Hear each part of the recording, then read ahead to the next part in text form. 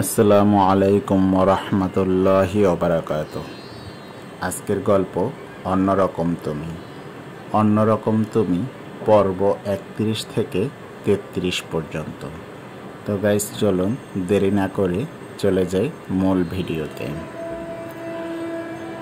গাড়ি থামাতেই হুড়মুড়িয়ে নেমে যায় ছোঁয়া। রাগে মাথা ফেটে যাচ্ছে। সাদি চোয়াল শক্ত করে ছোঁয়ার যাওয়ার দিকে তাকিয়ে থাকে। প্রভা নামতে নিলে সাদি ডাকে, ভাইয়া কিছু বলবেন? ওকে একা ছেড়ো না, সাথে সাথে থাকবে। ভুলভাল কিছু করলে আমাকে কল করবে, কেমন? সাদি প্রভার দিকে এক পলক তাকিয়ে বলে, ঠিক আছে। প্রভাও নেমে যায়। ছোঁয়া স্কুল গেট অবধি যেতেই একটা ছেলে হাতে লাল গোলাপ নিয়ে ছোঁয়ার সামনে দাঁড়ায়। ছেলেটাকে এক পলক দেখেই ছোঁয়া চিনে ফেলে, এটা তো সেই ছেলে যাকে কাল কথা শুনিয়েছিল। ছোঁয়া ভুরু কুঁচকে হাত ভাঁজ করে দাঁড়ায়। ছেলেটা রীতিমতো ঘামছে, মাথা নিচু করে আমতা আমতা করছে, একটু একটু হাত পাও কাঁপছে। পরনে আকাশি কালার কলেজ ড্রেস, কালো প্যান্ট আর সাদা জুতো। কালো একটা ব্যাগ কাঁধে, ক্লিন শেপ করে রাখা দাড়িগুলো হালকা মাথা তুলে দাঁড়িয়েছে। অতিরিক্ত ফর্সা ছেলেটা বেশ লম্বা। ছোঁয়া ছেলেটার পা থেকে মাথা পর্যন্ত চোখ বুলিয়ে নিয়ে শুকনো কাশি দেয়। ছেলেটা কেঁপে ওঠে। কিছু বলবেন ভাইয়া? ছোঁয়া কিছুক্ষণ ঠোঁট চিপে দাঁড়িয়ে থাকে, জিজ্ঞেস করে, না মানে হ্যাঁ, রিনরিনিয়ে বলে ছেলেটা। সাদি গাড়িতে বসে দেখছে, রাগে মাথা ফেটে যাচ্ছে। সাদি যদি খুব ভুল না করে তাহলে ছেলেটা প্রপোজ করার সাথে সাথেই ছোঁয়া অ্যাকসেপ্ট করবে। যাব না আমরা। বিরক্তিতে চোখ মুখ কুঁচকে বলে মেঘা, তোমার লেট হয়ে যেতে পারে। তোমার লেট হলে যেতে পারো। সাদি সোজা সাপটা বলে দেয়। কাচুমুচো হয়ে যায় মেঘা, ভীষণ লজ্জা পায়। কি বলবেন তাড়াতাড়ি বলুন। ছোঁয়া তাড়া দিয়ে বলে। ছেলেটা জিভ দিয়ে ঠোঁট ভিজিয়ে নেয়, তারপর বুকে হাত দিয়ে লম্বা শ্বাস টেনে বাঁ হাতে লম্বা চুলগুলো পিছনে ঠেলে দিয়ে ডান হাতে থাকা ফুলটা ছোঁয়ার দিকে এগিয়ে দেয়। ছোঁয়া যেন এটারই অপেক্ষায় ছিল। সাদির গাড়ির দিকে এক পলক তাকিয়ে হাসি মুখে ফুল নেয়। ছেলেটা খুশিতে লাফিয়ে ওঠে। পেছনে থাকা ছেলেটার ফ্রেন্ডগুলো শীষ বাজায় আর হাততালি দিতে থাকে। ছোঁয়া বড় বড় চোখ করে ওদের দিকে তাকিয়ে আছে। সাদে হাত মুষ্টিবদ্ধ করে ফেলে। প্রভা যেন এতক্ষণে একটা ঘোরের মধ্যে ছিল। এত কিউট করে কেউ প্রপোজ করে, ইচ্ছে করছে ভিডিও করে টিকটক বানাতে, রাতারাতি সেলিব্রিটি হয়ে যাবে। প্রভা নিজের ইচ্ছে দমিয়ে রাখে না, ব্যাগ থেকে ফোন বের করে ভিডিও করতে থাকে। এবার ছেলেটা নিজের একটা হাত এগিয়ে দেয় ছোঁয়ার দিকে। আই লাভ ইউ, আমার বেস্ট ফ্রেন্ড হবা? 3 দিন হলো চিনি তোমায়, জানি তুমি আমায় পছন্দ করো না,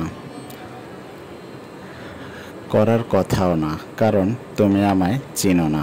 আমি ইমন, ইন্টার সেকেন্ড ইয়ারে পড়ি। ওই কলেজটাতে 3 মাস তোমার বন্ধু হতে চাই। 3 মাস পরে আবারও প্রপোজ করব। তখন গার্লফ্রেন্ড হবা। তারপর ঠিক 4 বছর আবারও প্রপোজ করব বিয়ের জন্য, তখন বিয়ে করে নেব। একদমে বলে ফেলে ইমন। আবারও ভেসে আসে করতালি আর শীষের শব্দ। ছোঁয়া মুচকি হেসে ইমনের হাত ধরতে যায়। সাথে সাথে কেউ একজন ছোঁয়ার হাত টেনে নেয়। সবাই হতভম্ব হয়ে যায়। ঘাড় ঘুরিয়ে পিছনে তাকিয়ে চমকে ওঠে ছোঁয়া, কেননা রক্তচক্ষে সাদি তাকিয়ে আছে। প্রভা ভিডিও অফ করে এক দৌড়ে গেটের পেছনে লুকিয়ে পড়ে। সাদি ছোঁয়ার দিকে এক পলক তাকিয়ে ইমনের দিকে তাকায়। ভাইয়া প্লিজ ওকে কিছু বললেন না, আমি আপনার বোনকে পছন্দ করি। ও করে না, ইমন মাথা নিচু করে বলে। সাদি জোরে শ্বাস টানে, ছোঁয়ার হাত ছেড়ে দিয়ে ইমনের সামনে গিয়ে দাঁড়ায়। ইটস ওকে, তোমার বয়সটাই এমন,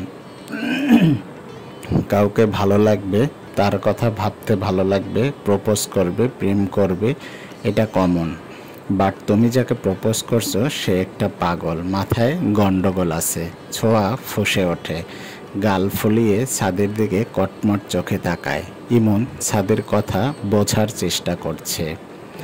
ওকে তো সুস্থ মনে হচ্ছে, আর ও যেমনই হোক, আমি ইমনের কথা শেষ হওয়ার আগেই থামিয়ে দেয় সাদি। ও মেরিট, বর আছে ওর, তবুও কেমন তোমার থেকে ফুলটা নিল? তাহলে কি ও পাগল নয়? সাদি শান্ত গলায় বলে, ও মেরিট? আশ্চর্য হয় বলে ইমন। হ্যাঁ, আর আমি ওর ভাইয়া নই, বর হই ওর। তো তুমি আমার সামনে ওকে প্রপোজ করছো, তোমার ফ্রেন্ডরা সিটি বাজাচ্ছে, এটা আমার ভালো লাগলো না। তুমি ওকে ডিস্টার্ব করলে বা কেউ ওকে ডিস্টার্ব করলে আমি বাধ্য হব ওর পড়ালেখা বন্ধ করে দিতে। আশা করি বুঝেছ। সবাই চুপচাপ ছাদের কথা শুনছে। মেঘা গাড়িতে বসেই ওদের দেখছে, মনে মনে ভীষণ রাগ হচ্ছে। ইম্পর্ট্যান্ট মিটিং ফেলে এখানে নাটক করা হচ্ছে। মেঘার হাতে সবটা থাকলে চাকরি থেকে বের করে দিত সাদিকে। ছোঁয়া কটমট চোখে সাদির দিকে তাকিয়ে আছে। সাদি ছোঁয়ার সামনে এসে দাঁড়ায়, মুখ থেকে থুতনিতে নামিয়ে রাখা মাস্ক টেনে নাক অবধি উঠিয়ে দেয়। ছোঁয়া শুধু বড় বড় চোখ করে তাকিয়ে আছে। এখানে পড়ালেখা করতে এসেছো না রূপ দেখাতে না? দাঁতে দাঁত চেপে বলে সাদি। তারপর ছোঁয়ার মাথায় চাবি মেরে চলে যায়। ছোঁয়ার মাথায় চাটি মেরে চলে যায়। ছোঁয়া শুধু তাকিয়ে তাকিয়ে দেখছে। সিমি পরীকে গোসল করানোর জন্য ডাকছে। পরী সিফাতের কাছে দরজা বন্ধ করে কিছু একটা করছে। দুইবার এসে ডেকে গেছে সিমি। মা ডাকছে তো বাবা যাবে। পরী গাল ফুলিয়ে বলে। সিফাত পরীকে কোলে তুলে নেয়। মা বলছিলাম। সিফাত আমতা আমতা করে বলো। পরী সিফাতের চুলে হাত বুলিয়ে বলে, তোমার মাকে গিয়ে বলো বাবাকে টাইট একটা হাক করতে। কেন? বলো না মা, তোমাকে এতগুলো চকলেট কিনে দিব। মা বকা দেবে, বকা দিলে কান্না করবে, আর আমাকে হাক না করা পর্যন্ত কান্না থামবে না, কেমন? হেসে বলে সিফাত। এটা করলে তুমি হাসবে তো? সিফাতের দুই গালে হাত দিয়ে বলে পরী। সিফাত মুচকি হেসে পরীর কপালে চুমু খায়। সব সময় হাসবো, সারা জীবন হাসবো। আমি আর তুমি মিলে মাকে আটকে রাখবো, কোথাও যেতে দেব না। মা না থাকলে চাইলে হাত পা বেঁধে রাখবো। পরী খিলখিল করে হেসে ওঠে। মা একটা কথা বলি। সিমি পরীর মাথায় হালকা সরিষার তেল ছোঁয়াচ্ছিল। তখন পরী বলে। সিমি এক পলক তাকায় পরীর মুখের দিকে, ঠোঁট উল্টে সিমির দিকে তাকিয়ে আছে। খালি গায়ে কোকড়া চুলগুলো এলোমেলো হয়ে আছে, বেশ কিউট লাগছে। সিমি ভেবেছিল বেশ অনেকক্ষণ পরীর সামনে রেগে থাকবে, কিন্তু সেটা আর হচ্ছে না। সিমি মুচকি হেসে পরীর কপালে চুমু খায়। বলো, একটা টাইট হাক দেবে? তোমাকে? ভুরু কুঁচকে বলে সিমি। না, বাবাকে। এক গাল হেসে বলে পরী। সিমির হাসি মুখটা চুপসে যায়, যা দেখে পরী ভয় পেয়ে যায়, ভ্যা ভ্যা করে কেঁদে ফেলে। সিমি ঘাবড়ে যায়। মা, কাঁদছো কেন? বকিনি তো তোমায়। বিচলিত হয়ে বলে সিমি। বাবা টাইট হাক না দিলে আমি কান্না থামবো না, ফুপিয়ে ফুপিয়ে বলে পরী। সিমি দাঁত কটমট করে। বাবার ড্রামাবাজ মেয়ে। ডাক্তার বাবাকে। আজকে তার একদিন কি আমার যতদিন লাগে। দাঁতে দাঁত চেপে বলল সিমি। পরীর কান্না শেষ। এক গাল হেসে এক দৌড়ে চলে যায় বাবাকে ডাকতে। সিমি পরীর যাওয়ার দিকে তাকিয়ে থাকে। মিনিট পেরোনোর আগেই সিফাতকে নিয়ে হাজির। সিফাত লজ্জায় লাল নীল হয়ে যাচ্ছে। সিমি কটমট করে চোখে তাকিয়ে আছে। পরি যা করার তাড়াতাড়ি করতে বলো, আমার আবার কাজ আছে। ভাব দেখিয়ে শার্টের কলার পিছনে ঢেলে বলে সিফাত। সিমির গা জ্বলে যায়। এই লোকটাকে দু চোখে সহ্য হয় না। ইস, কবে যে এই লোকটার মুখ দেখার হস্ত থেকে রক্ষা পাবো। মা, তাড়াতাড়ি হাঁক দাও, বাবা আমার জন্য চকলেট আনতে যাবে। পরের সামনে পরে থাকা চুলগুলো ঝাড়া দিয়ে পিছনে নিয়ে সিফাতের মতো ভাব দেখিয়ে বলে। সিমির চোখ দুটো বড় বড় হয়ে যায়। চেহারা বাবার মতো হয়ে স্বভাবটা মায়ের মতো হলো না কেন? এটাই এখন আফসোস হচ্ছে সিমির। দীর্ঘ শ্বাস ফেলে এক পা করে এগিয়ে যায় সিফাতের দিকে। সিফাতের ঠোঁটের কোণে মিষ্টি হাসি ফুটে ওঠে। সিমি সিফাতের হাসি দেখে তাচ্ছিল্য হাসে। পরি খুশিতে লাফাচ্ছে। পরের খুশি দেখে সিমির প্রাণ জুড়ে যাচ্ছে। কয়েক সেকেন্ড সময় নিয়ে আলতো করে জড়িয়ে ধরে সিফাতকে। সিফাত চোখ বন্ধ করে ফেলে। সিফাতের বুকে নিজের মাথাটা লাগিয়ে দেয় সিমি। পরে দৌড়ে এসে দুজনের পা জড়িয়ে ধরে। সিফাত আর সিমি নিচু হয়ে বসে। পরে আর সিমিকে জড়িয়ে ধরে সিফাত। পরে দুজনের কপালে চুমু খায়। এটা শুধু আমার মেয়ের ইচ্ছা, এতে আমার মনের কোনো সায় না। সিমি সিফাতের চোখের দিকে তাকিয়ে বলে। সিফাতের ঠোঁট থেকে হাসি গায়েব হয়ে যায়। মেয়ের খুশির জন্যই না হয় এই পাপিকে ক্ষমা করে দাও, করুণ গলায় বলে সিফাত। Nice jokes. সিমি তাচ্ছিল্য হেসে বলে। পরের মা, এবার হয়েছে, চলো গোসল করবেন। সিমি সিফাতের থেকে নিজেকে ছাড়িয়ে নিতে নিতে বলে, মা বাবাকে গোসল করিয়ে দেবে না? মা বাবাকে গোসল করিয়ে দেবে না? পরের কথা শুনে সিফাত বিষম খায়। সিমি পরের গালে আলতো করে হাত রাখে। শুধু গোসল না, তুমি চাইলে তোমার বাবাকে পটি করিয়েও দেব। সিফাত বড় বড় চোখ করে তাকায় সিমির দিকে। আমি আসছি বলেই সিফাত চলে যায়। সিমি দীর্ঘ শ্বাস ফেলে পরীকে গোসল করাতে নিয়ে যায়। প্রভা ছোঁয়ার দিকে সরু চোখে তাকিয়ে আছে। সাদি ওর বর, এটা এতদিন কেন বলল না? ছোঁয়া একটু পর পর হাই তুলছে। বাংলা স্যার ক্লাস নিচ্ছে। ছোঁয়া আর প্রভা সবার পিছনের সিটে বসেছে। সামনে বসে স্যারের দিকে তাকিয়ে থাকতে বোরিং লাগে। সাদি ভাইয়া বাড়িতে তোকে কি বলে ডাকে রে?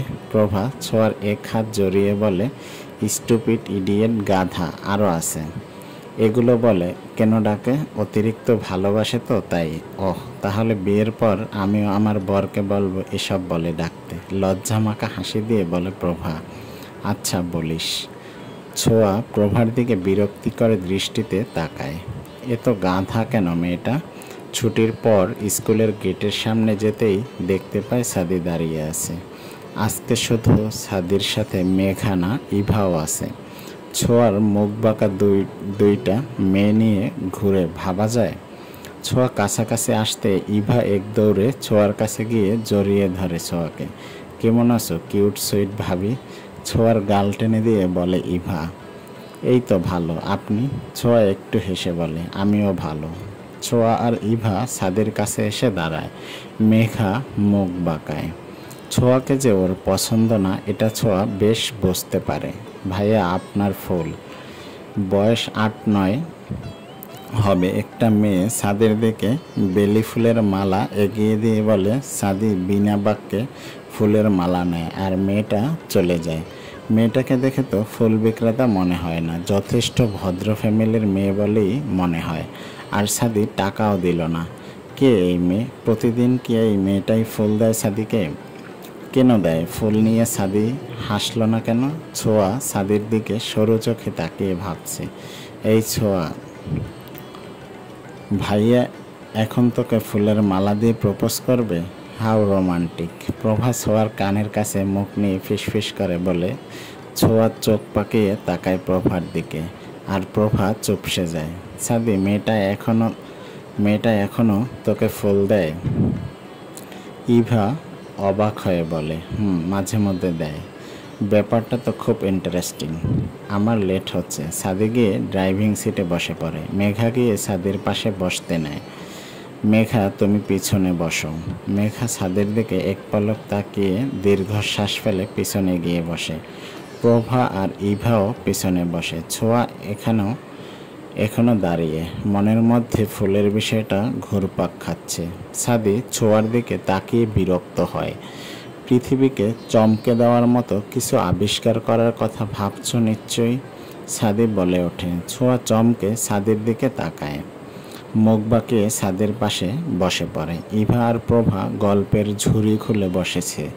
ছোঁয়া আর চোখে ছাদের দিকে তাকাচ্ছে। ফুল নিয়ে মনের মধ্যে প্রশ্ন থাকলে সেটা এখনই ঝেড়ে ফেলো, এটা আমার পার্সোনাল। তবে এটা শিওর থাকো, এই ফুলের মালা তোমার আর আমার সম্পর্কটাকে কখনোই ফাটল ধরাবে না। এটা কোনো সিরিয়াস বিষয় না। আশা করি এটাকে ইস্যু করে আবার ডিভোর্স পেপার বানাতে যাবেন। মন দিয়ে ড্রাইভ করতে করতেই বলে সাদি। ছোঁয়ার ঠোঁট টিপে হাসে। সাদি যে ডিভোর্সের ভয় পাচ্ছে এটা বেশ বুঝতে পারছে। ভাবছি আমিও প্রতিদিন এই ছেলেটার থেকে ফুল নেব। ছোঁয়ার কথা শেষ হওয়ার সাথে সাথে সাদি গাড়ি ব্রেক করে। সবাই ভুরু কুঁচকে তাকায় সাদের দিকে।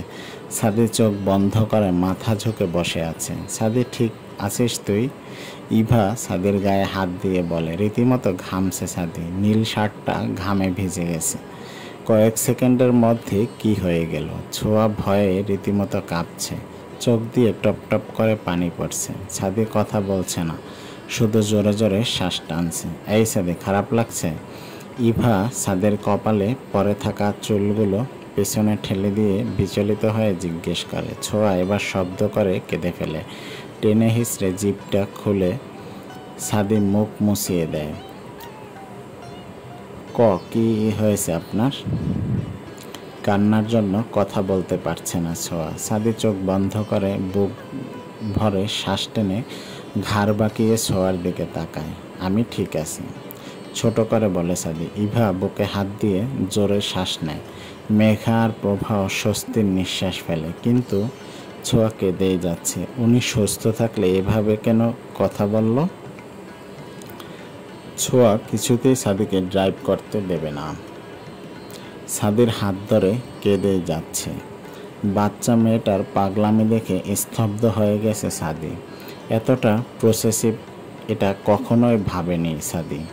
আমি ঠিক আছি, ছোঁয়াকে এক হাতে জড়িয়ে ধরে বলে সাদি। সাদির এইটুকু আশকারা পেয়ে ছোঁয়া সাদির বুকে মাথা ঠেকিয়ে হু হু করে কেঁদে ওঠে। সাদি দীর্ঘশ্বাস ফেলে মিশিয়ে নেয় ছোঁয়াকে নিজের সাথে মিশিয়ে নেয়। কাঁদছো কেন? কিছুই হয়নি আমার, জাস্ট প্রেশারটা কমে গেছে, তাই এমনটা হয়েছে। ছোঁয়ার মাথায় হাত বুলিয়ে বলে সাদি। প্রেশার কমে যাওয়ার কথা শুনে ভয়ে ছিটিয়ে যায় ছোঁয়া। ওদের গ্রামে একজন প্রেশার কমে যাওয়াতে মরে গিয়েছিল। শক্ত করে জড়িয়ে ধরে সাদিকে। এ কি পাগলামি শুরু করলে বলো তো? মরে গেছি আমি? ধমক দিয়ে বলে সাদি। ছোঁয়ার অভিমান হয়, ছেড়ে দেয় সাদিকে। জানালার সাথে ঘেঁষে বসে, চোখের পানি মুছতে থাকে। বাকি সবাই অবাক হয়ে যায়।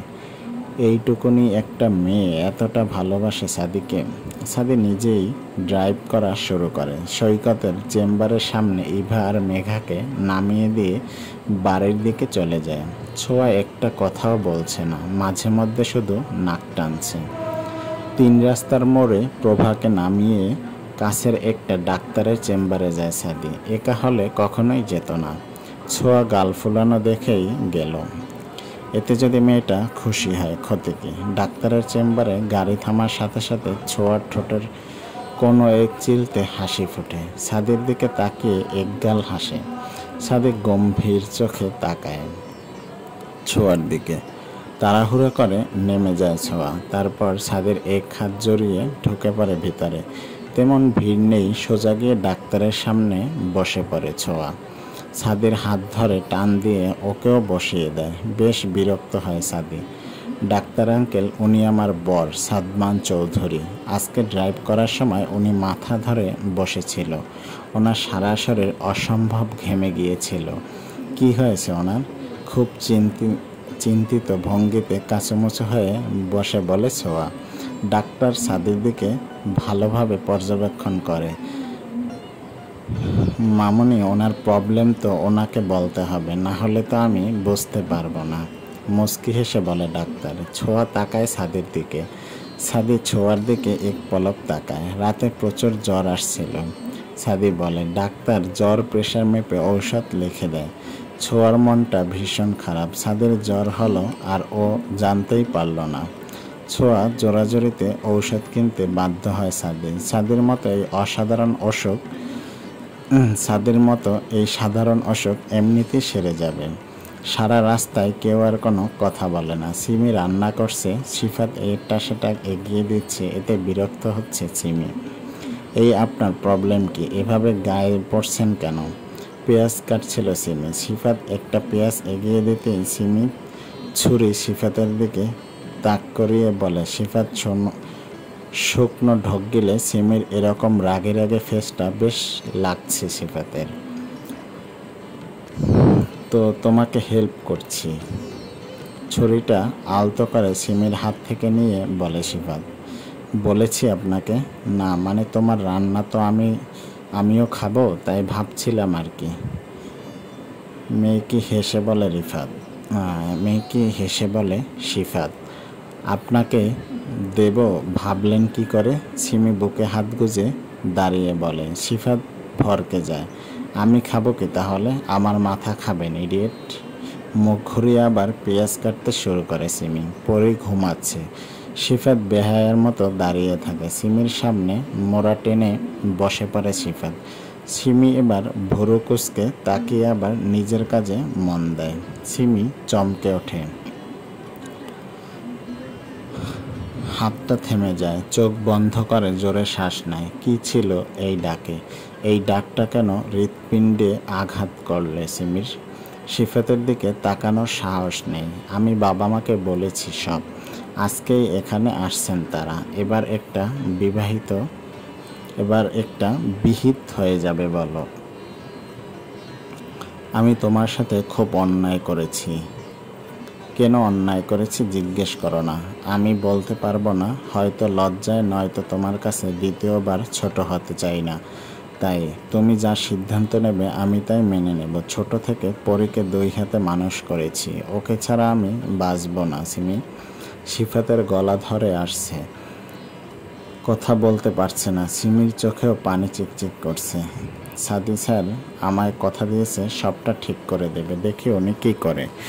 দীর্ঘ শ্বাস ফেলে বলে সিমি। সিফাত উঠে পরের কাছে চলে যায়। সিমি তাচ্ছিল্য হাসে। ভাগ্য খুব কাজে একটা খেলা খেললে সিমির সাথে। সিমির সাথে। কপালটা এতটা খারাপ না হলেও পারত। বাসায় ফিরে আগে ছোঁয়া সাদের রুমে ঢুকে পড়ে। এক প্রকার তাড়াহুড়ো করে। সাদের শরীরটা আবারও খারাপ লাগছে, মনে হচ্ছে জ্বর আসবে। সাদের রুমে ঢোকার সাথে সাথে ছোঁয়া সাদের থেকে ব্যাগ কেড়ে নেয়। অবাক হয় সাদি, কি করছে জিজ্ঞেস করে ছোঁয়া, উত্তর দেয় না। সাদির হাত ধরে টেনে ড্রেসিং টেবিলের সামনে দাঁড় করিয়ে সাদির ঘড়ি খুলতে যায়। সাদি বাধা দেয়।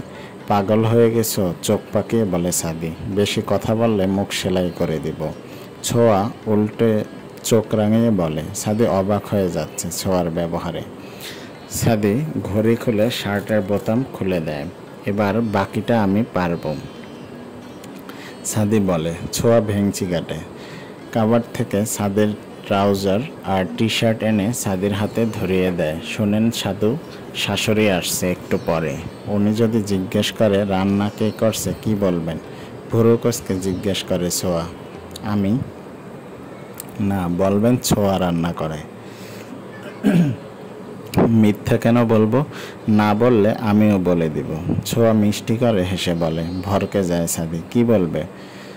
বলবে আপনি আমার সাথে রোমান্স করছেন। 2 হাতে মুখ ঢেকে বলে ছোঁয়া।